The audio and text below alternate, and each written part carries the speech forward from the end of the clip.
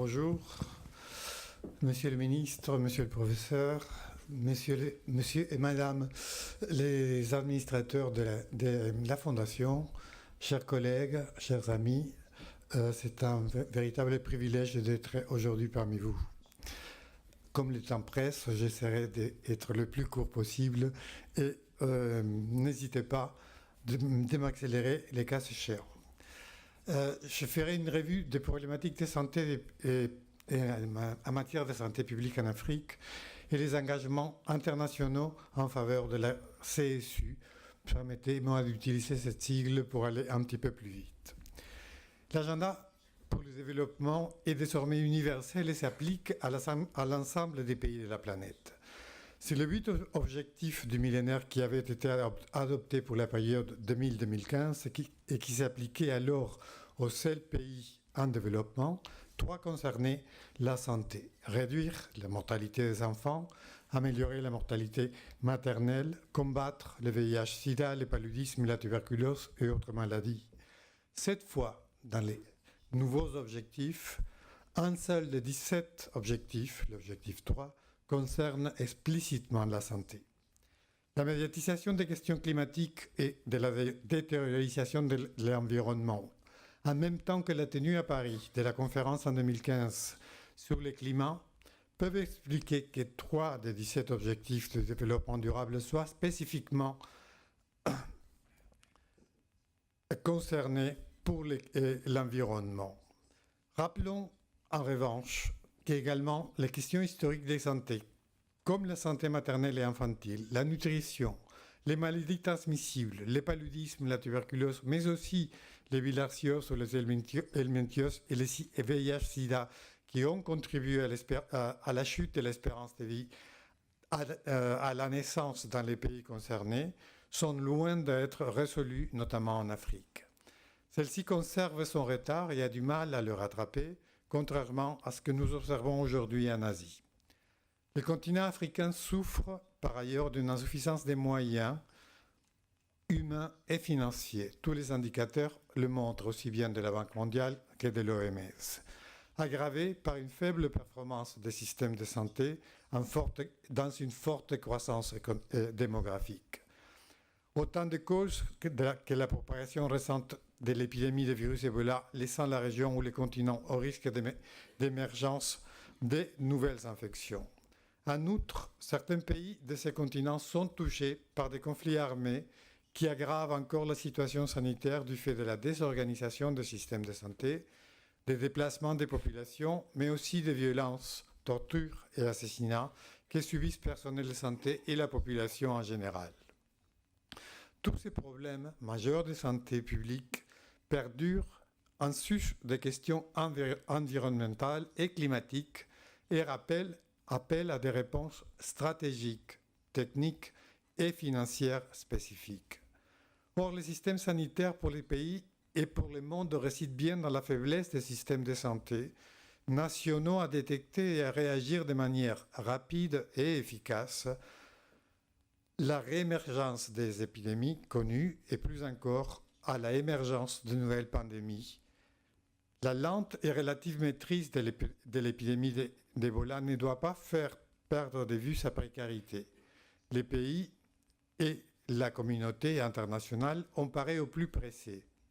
Protéger les Occidentaux de la contamination, en sus des avancées bien entendu immunologiques.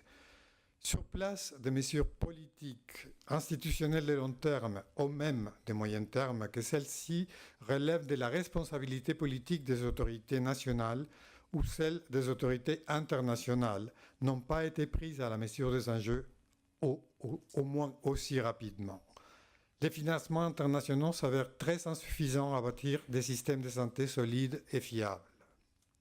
En effet, si la communauté internationale s'est mobilisée depuis une quinzaine d'années à travers la création d'initiatives financières multilatérales, comme le Fonds mondial contre les sida, la tuberculose et le paludisme, l'Alliance mondiale pour la vaccination et l'immunisation comme les Gavi, ou les financements innovants dédiés au développement pendant que les Américains, de leur côté, dédiaient des fonds publics comme le PEPFAR ou privées comme les fondations Clinton, Bill et Melinda Gates, la fondation Carter, ou encore la France à travers la fondation Mérieux, la fondation Pierre Fabre, à la lutte contre le sida, à la prévention de quelques pathologies infectieuses.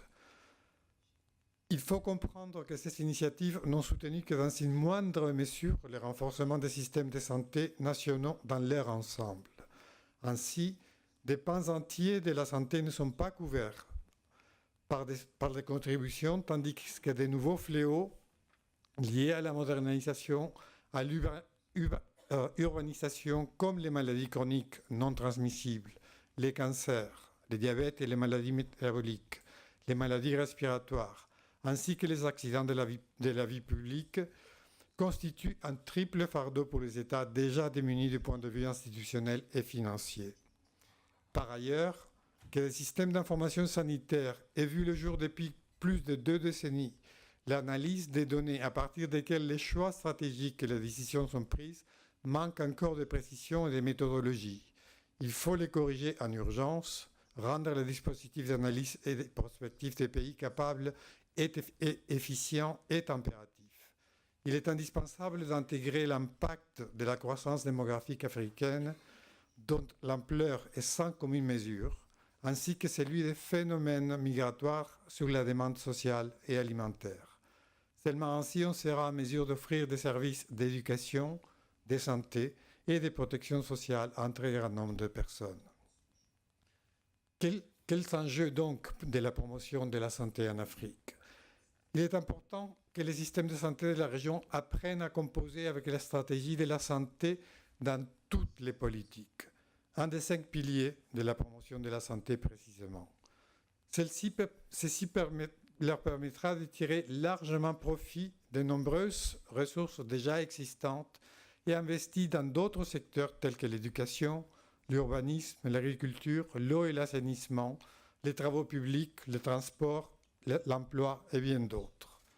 Au lieu de cela, les systèmes de santé de la région, dans un contexte de ressources limitées, demande et exige un budget de 15% consacré à la santé.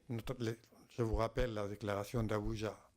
Cependant, l'intégration qui découle d'une vision biopsychosociale de la santé donnera la possibilité au secteur de la santé de tirer des plus grands profits de l'action sur les déterminants sociaux de la santé dans d'autres secteurs non sanitaires, lui permettant d'obtenir davantage de résultats avec les ressources actuellement à sa disposition. Ne serait-ce pas dans les autres secteurs que le financement devrait être renforcé? Les ressources alors disponibles dans les secteurs de la santé devront être consacrées essentiellement aux maladies qui échapperaient aux conditions nécessaires à la santé déjà en place dans d'autres secteurs non sanitaires. Les ressources investies dans les autres secteurs sont mises à profit pour produire la santé et prévenir la maladie. Ces investissements dans les secteurs non sanitaires peuvent contribuer à la réduction des dépenses pour la gestion de la maladie, qui motive actuellement cette demande de 15% du budget national à consacrer à la santé. La région africaine, en proie à des difficultés de trésorerie, a tout à gagner en intégrant la promotion de la santé dans l'ensemble de l'appareil gouvernemental et dans la société, afin d'investir de façon efficiente pour la santé. La tâche ne sera pas aisée dans un contexte comme celui de la région africaine francophone où de multiples défis déjà sont à relever. Cependant, c'est une condition de l'amélioration de la santé et du bien-être des populations. Les efforts sont multiples au niveau des systèmes de santé pour pallier ces insuffisances et dynamiser leur performance par la planification stratégique, la coordination et l'évaluation de l'action, la réflexion scientifique sur ces enjeux de santé revêt un caractère donc essentiel. Cependant, il faut souligner l'absence remarquable de professionnels et d'experts en promotion de la santé dans de grands événements de réflexion au niveau international, qui pourraient restituer des enseignements et des pratiques novatrices dans leur pays et ainsi en faire bénéficier des réseaux de professionnels. Ces transferts de connaissances constitueraient une valeur ajoutée pour les pays. La protection sociale, c'est bon pour le développement et aussi pour l'économie. Le rapport Bachelet soulignait 2 constats. La protection sociale devient encore plus nécessaire parce qu'il y a des difficultés économiques et parce qu'elle peut contribuer à prévenir la répétition des crises et ces tragédies humaines. L'objectif global est de promouvoir un ensemble des droits et des transferts sociaux de base, des services essentiels en matière d'emploi, de santé, d'eau et d'assainissement, de nutrition, d'éducation, des soutiens aux familles destinés à protéger, à responsabiliser et à aider les plus défavorisés à sortir de la pauvreté, notamment pour le travail.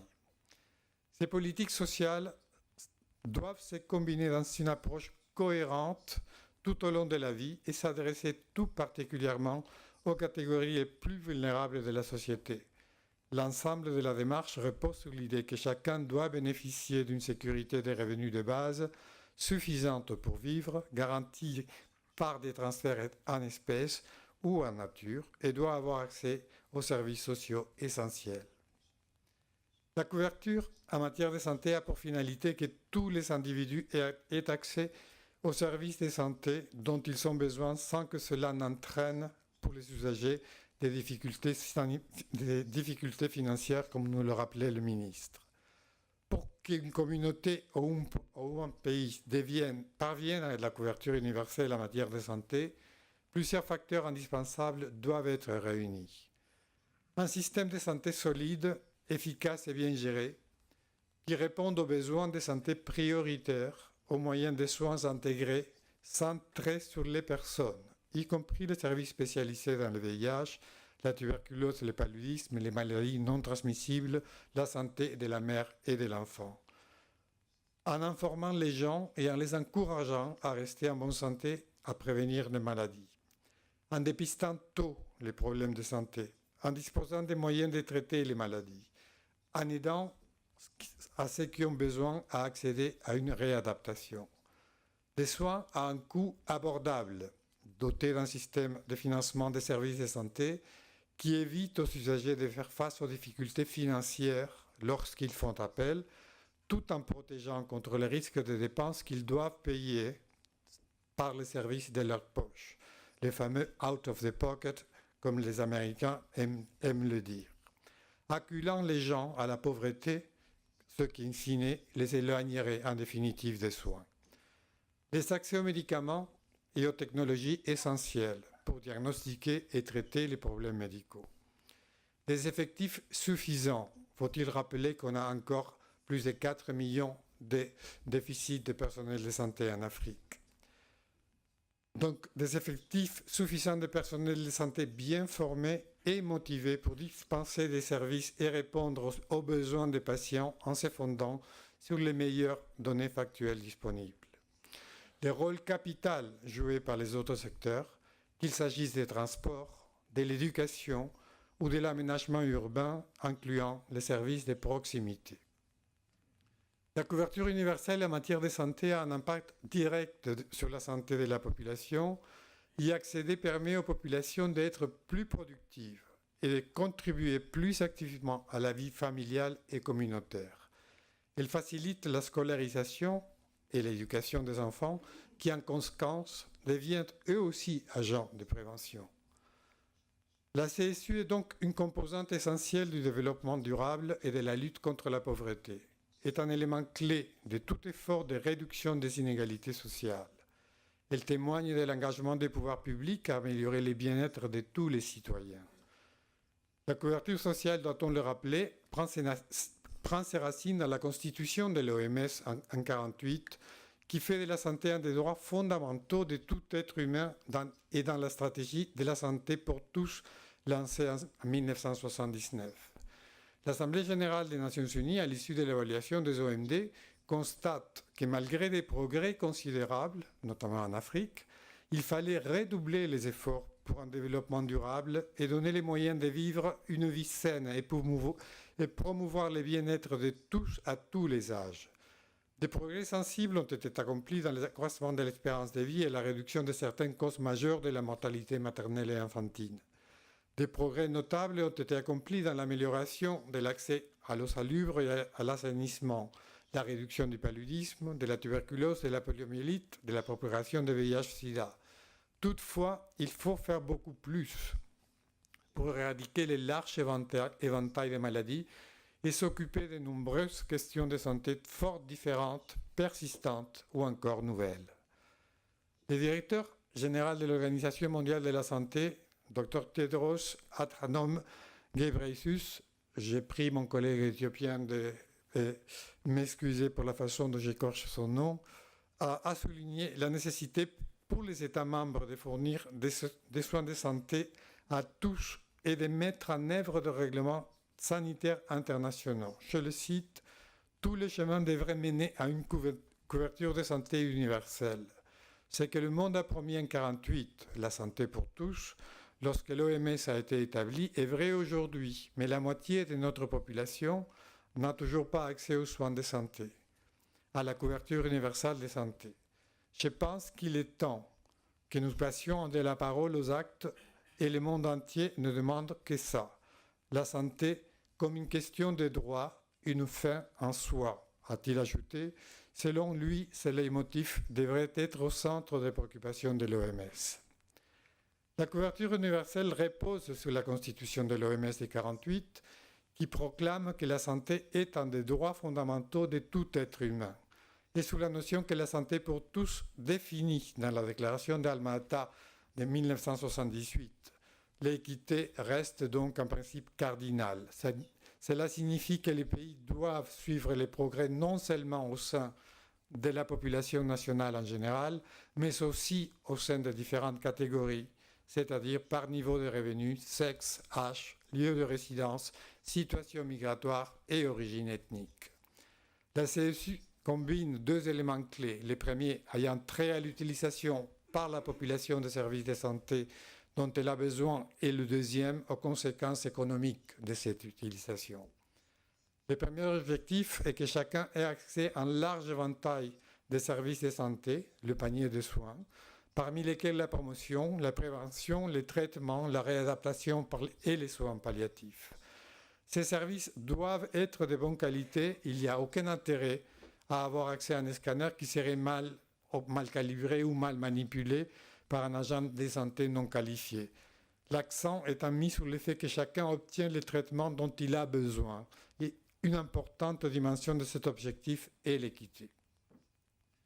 Le second objectif est de veiller à la protection contre les risques financiers associés à l'obtention de soins. L'obligation de payer pour les soins au point d'utilisation, que ce soit de fait des politiques explicites des paiements par l'usager ou par les billets des paiements informels, dissuade les populations d'utiliser les services et peut entraîner des difficultés financières pour ceux qui obtiennent des soins. Parmi les moyens de résoudre ce problème, on évoquera ceux financés par exemple par la fiscalité, les autotaxes imposées par l'État ou les primes d'assurance maladie qui sont ensuite mises en commun pour répartir les risques. Les contributions doivent correspondre à la capacité de payer de chaque individu. En conséquence, des subventions seront toujours nécessaires pour des populations les plus défavorisées et vulnérables. La réalité des ressources limitées pour la santé a entraîné un examen plus approfondi de la façon dont les soins de santé sont financés. Pour atteindre la CSU, le gouvernement cherche à appliquer des mécanismes de dépenses améliorés et plus appropriés pour la santé et la promotion de la sécurité financière des ménages. Il est cependant important de signaler qu'il n'existe pas de modèle unique ou parfait pour le financement de la santé. La communauté des décideurs en matière de santé peut utiliser de diverses expériences acquises dans le monde entier pour identifier les meilleures pratiques. La mise en commun, la réflexion, peut-être on aura aujourd'hui une belle discussion à ce niveau. Dans la continuité des conclusions du G20 de Cannes en novembre 2011, l'Assemblée générale des Nations unies a adopté le 12 décembre 2012, à l'initiative de la France, avec le soutien du groupe Diplomatie et Santé, composé par les ministres des Affaires étrangères de l'Afrique du Sud, du Brésil, de la France, l'Indonésie, le Sénégal, la Thaïlande et la Norvège, une résolution en faveur de la couverture sanitaire universelle. C'était une petite mais grande révolution à l'époque, soutenue aussi par les ONG et des militants de la société civile, qui a marqué une nouvelle étape franchie vers les droits la santé pour tous. Cette résolution fut coparrainée par plus de 90 pays et cette résolution marque désormais l'engagement de la communauté internationale pour étendre les systèmes de protection sociale, la France contribuant ainsi au renforcement de la dimension sociale de la mondialisation.